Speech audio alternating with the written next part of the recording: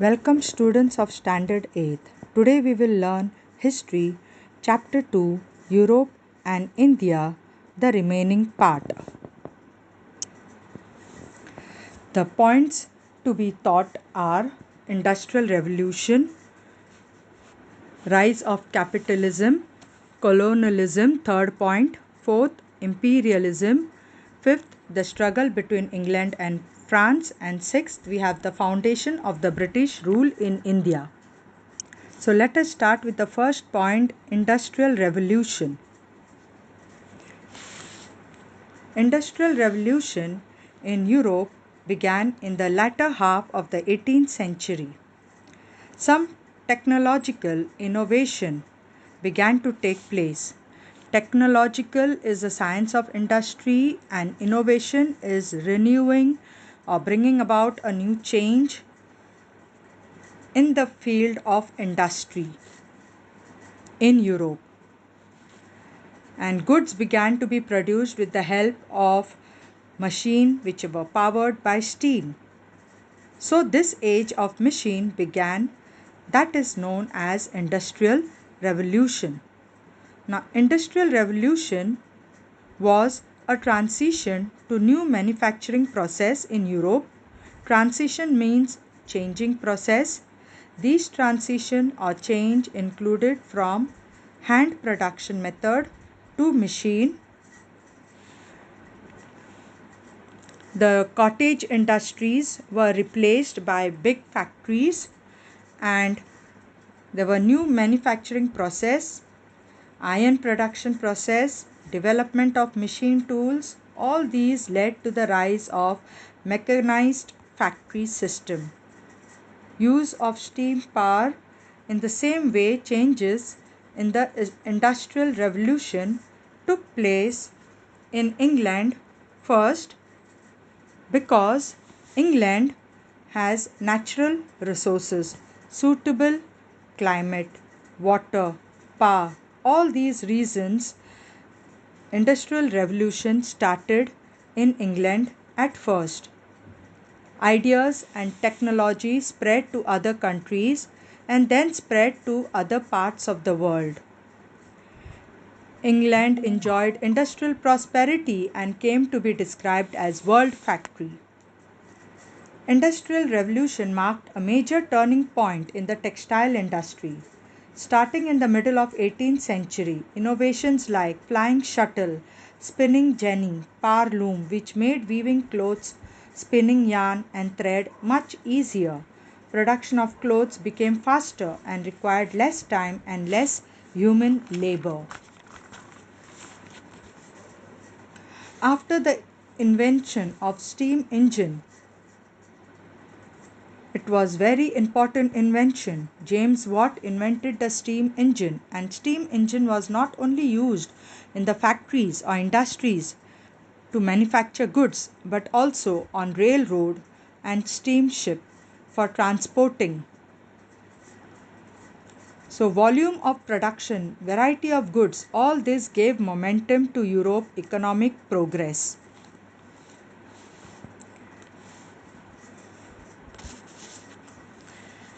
And that is why England is called as the world factory.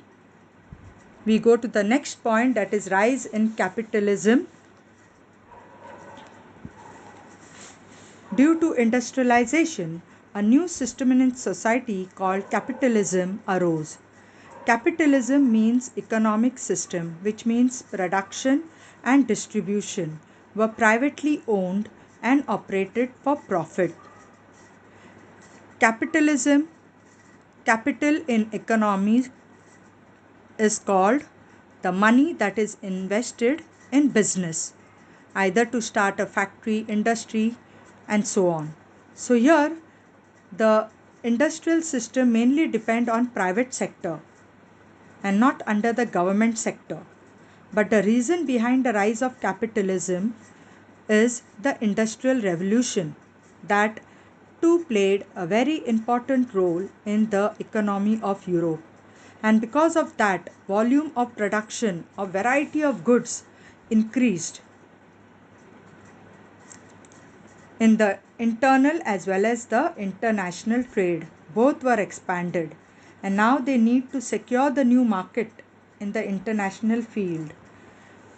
That also increased. Geographical discoveries also helped to increase the trade between Europe and Asia.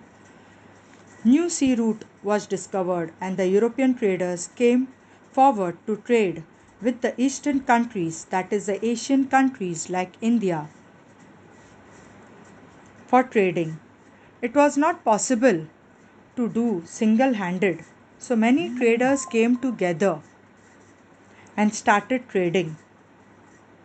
There was rise of many trading companies like East India Company, and they started trading from countries. Oriental countries are Eastern countries like India, Asian countries, and it was very profitable for them, and it was responsible for economic prosperity also.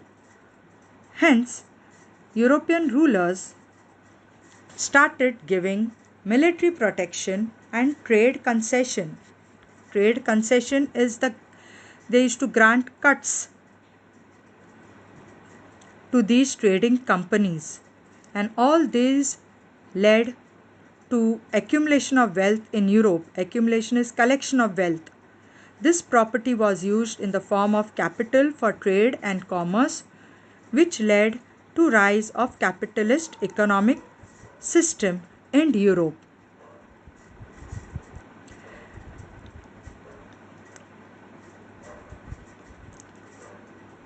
Because of the invention of machines, it was possible for industries to come up, and because of industries, capitalism also increased in Europe.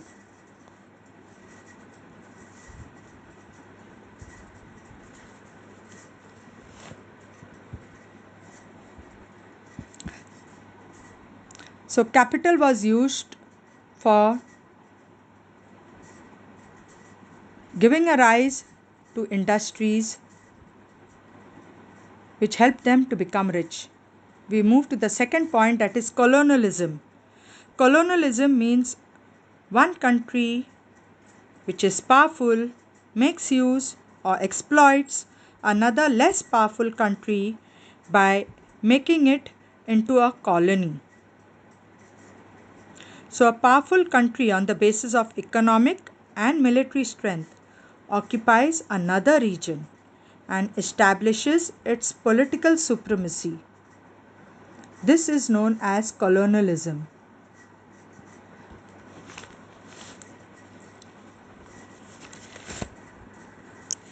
Colonialism started in the 15th century. Portugal began new sea route for trading purpose. Portugal and Spain both came forefront, and there was competition between them for new territories and taking over indigenous land, that is native land like America, Africa, Asia and Australia. The other European countries like England, France, Germany also began their own empire building overseas. So colonial race began in Europe. In the beginning they were searching for market to trade, but later they started colonialism, and in the process of colonization, European traders used to buy material from the colonies, and they used to sell it for higher price in their own countries, and they made profit. And the money that was brought more power, and they started imposing their rule, their religion, the economic policies and cultural practices on the people of their colonies. So colonialism brings slavery, brutality. Brutality will be physical violence and death. An example is Indians who have suffered because of the British. So it is colonialism which gave rise to imperialism. among the Europeans. So the Britishers had colonies in Africa, in India, in Australia, and they used to take the raw material from these countries and take it to their country. Finished product also they used to sell in these colonies. In this way, the Britishers became richer and there was economic prosperity in England.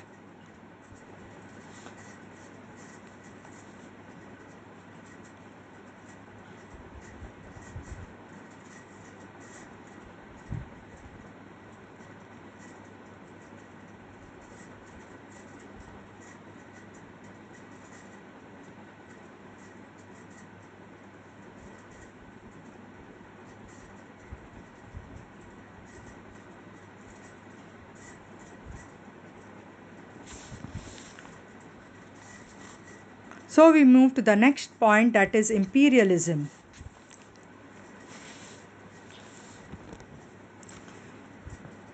After colonialism, the European need to secure new market in the international trade was increasing. So, with the help of surplus product, capital, modern machineries, and well equipped military force, the European nation began to expand their empire in Asia and Africa. As a result, a new system of imperialism started. Now, the meaning of imperialism is a system in which a powerful country controls other weaker countries by establishing its overall domination and establishing many colonies.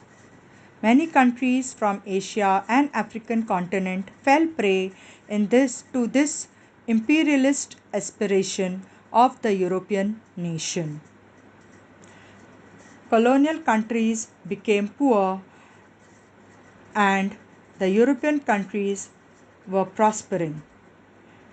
Their prosperity was measured by the number of colonies which they controlled in various parts of the world. And imperialism became responsible for the outbreak of the First World War.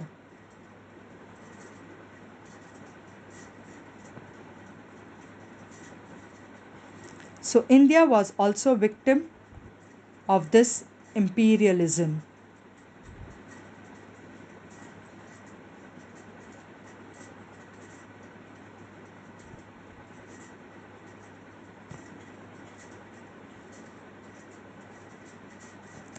Now we have a flow chart which will explain how the Britishers expanded their colonies in India. Due to geographical discoveries, the new sea route helped the European traders to reach India.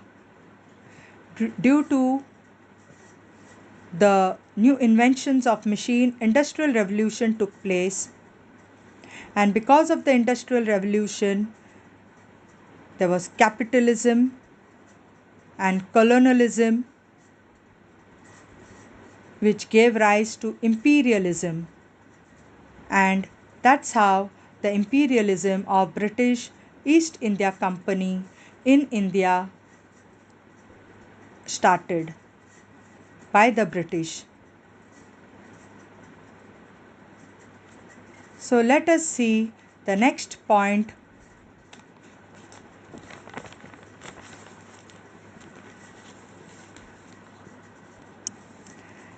Next point, imperialism of British East India Company in India. Vasco da Gama landed at Calicut on the western coast of India. Later, at the beginning of the 16th century, the Portuguese established their power on the western coast of India, and the Dutch and the British and the French followed them and came to India in the 17th century. The Britishers established the British East India Company to carry out trade in India. Now, this company took permission from the Mughal Emperor Jahangir, and established its factory in Surat. The trade between India and England was carried out through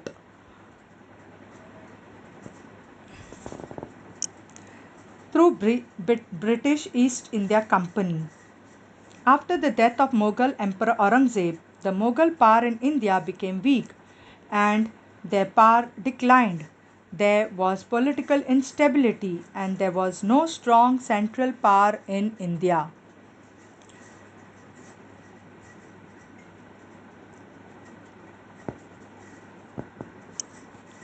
The European traders exploited and took advantage of this situation. There was intense rivalry among the European powers, securing the monopoly of trading rights in India. Then we come to the next point, that is the foundation.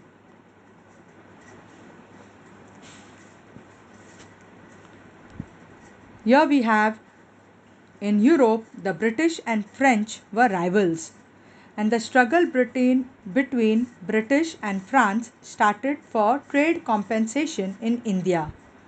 Due to this, there was commercial rivalry for supremacy in India.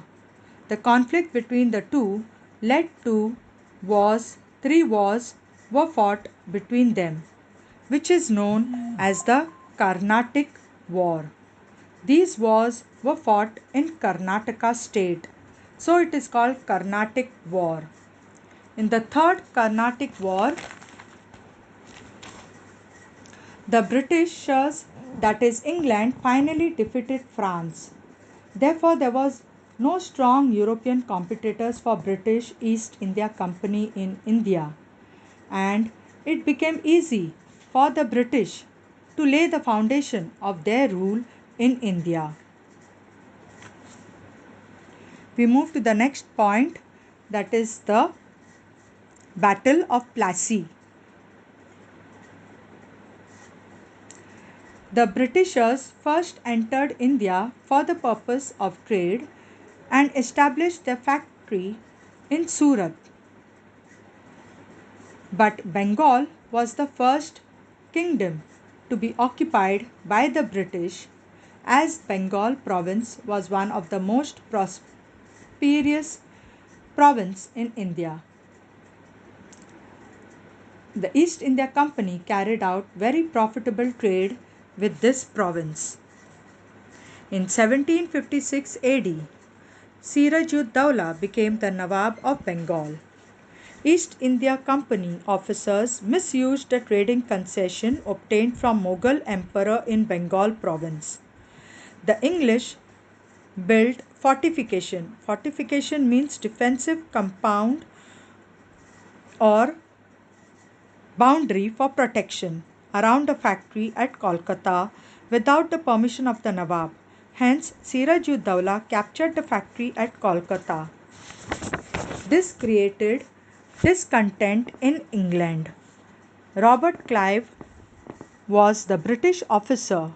He diplomatically means who is skillful in managing international relations. He bribed Mir Jafar. Bribed means illegal payment he did to Mir Jafar. Mir Jafar was the commander in chief of the Nawab army, and he promised him that he will be made the Nawab of Bengal. So Nawab Siraj-ud-Dawla and the British troop, when they met at Plassey War on 23rd June 1757 AD, under the leadership of Mir Jafar, the Nawab's army made no move to actually join the battle. And for this reason, Siraj-ud-Dawla was defeated.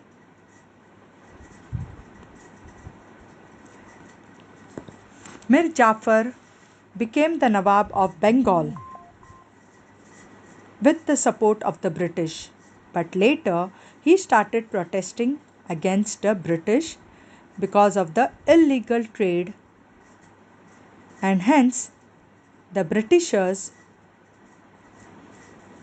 they made his son-in-law Mir Qasim the next Nawab. Now Mir Qasim also tried to put restriction. Restriction means he was trying to stop the illegal trade of the British. And hence once again Mir Qasim was thrown and Mir Jafar was made the Nawab of Bengal.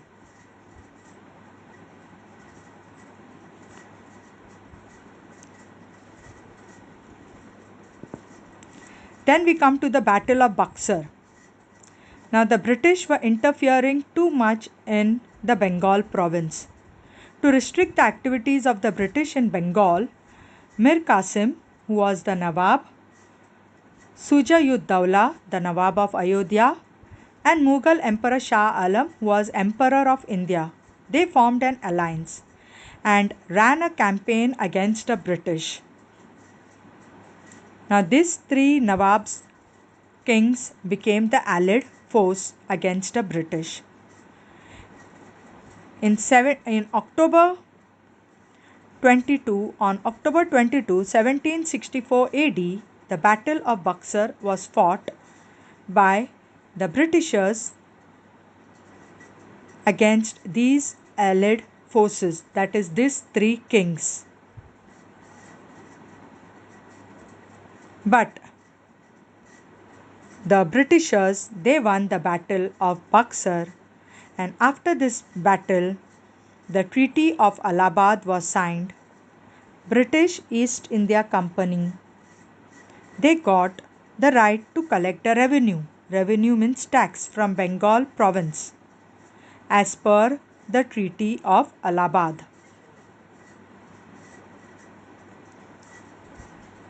So very cleverly the Britishers, they tried to take over the province of Bengal.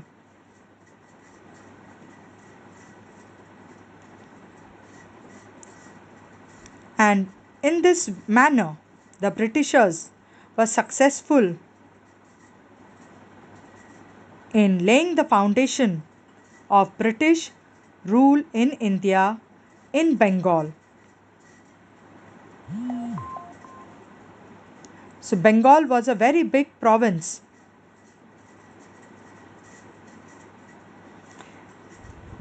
And they really worked hard and they were strong and powerful compared to the three kings, that is Mir Qasim, the Nawab of Bengal, Shuja-ud-Dawla, the Nawab of Ayodhya, as well as the Mughal Emperor Shah Alam, the Emperor of India.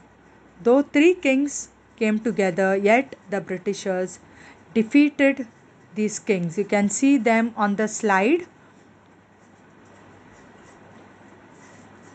And in this way, the Britishers were successful in laying the foundation of their rule in India in Bengal.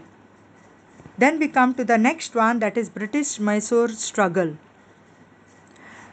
Mysore is in Karnataka, and Hyder Ali from Mysore state in Karnataka, he also rebelled against the British and he took control of Mysore. But he was not successful and he died. After the death of Hyder Ali, his son Tipu Sultan, he became the ruler of Mysore. He tried his best to fight against the British. At the end, Tipu Sultan died in the battle of Sri Ranganapattana in 1799. Though Tipu Sultan was very brave and strong, yet he also was not successful in fighting against the British. And in this manner, the British took control of the Mysore territory. Then we come to the British control over Sindh. They turned their attention to Sindh. To strengthen the British power in India, the English, that is the Britishers, turned their attention towards northwest frontier. They feared that Russia might attack India through Afghanistan, and hence the English started establishing their influence over Afghanistan. The route towards Afghanistan went through Sindh, and the Britishers understood the importance of Sindh,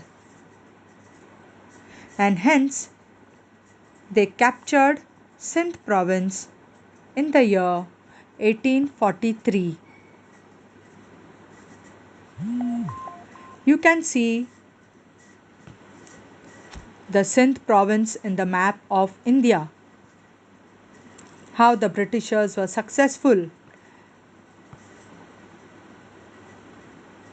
in capturing Sindh. Then we move to the next, that is the Sikh fall of the Sikh power. In the beginning of 19th century, the power in Punjab was in the hands of Ranjit Singh. Now, after the death of Ranjit Singh, his minor son Dulip Singh, he came to the throne. Now, since he was minor, his mother, Queen Jindal, on behalf of Dulip Singh, looked after the state affair. State affair means the administration of Punjab. But she could not keep control over the officers, as she was a woman, a lady, and her own officers were not ready to accept that. So the Britishers took advantage of this situation, and they bribed some of the Sikh Sardar. The Sikh community thought that the British will attack Punjab, and hence they launched an attack on the British. That was the first Anglo-Sikh war. And in this war, the Sikhs were defeated. But still the Britishers kept Dulip Singh on the throne as a nominal head. It was the British who was controlling. And the Sikh, they knew that the Britishers will interfere with the Sikh, and the growing impact power of the British over Punjab was not acceptable to the Sikhs. Mulraj, officer of Multan, revolted against the English. Thousands of Sikh soldiers participated in the war against the British. In the second war, the Sikh had to face defeat again. In 1849, the British finally captured the entire region of Punjab and were able to defeat the Sikh the second time and take over Punjab.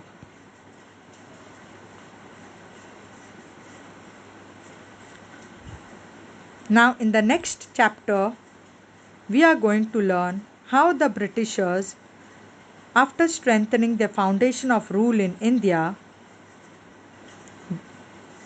they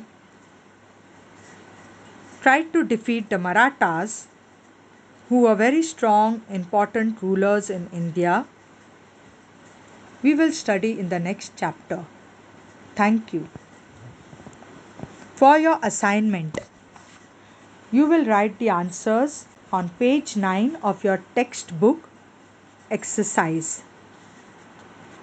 Thank you.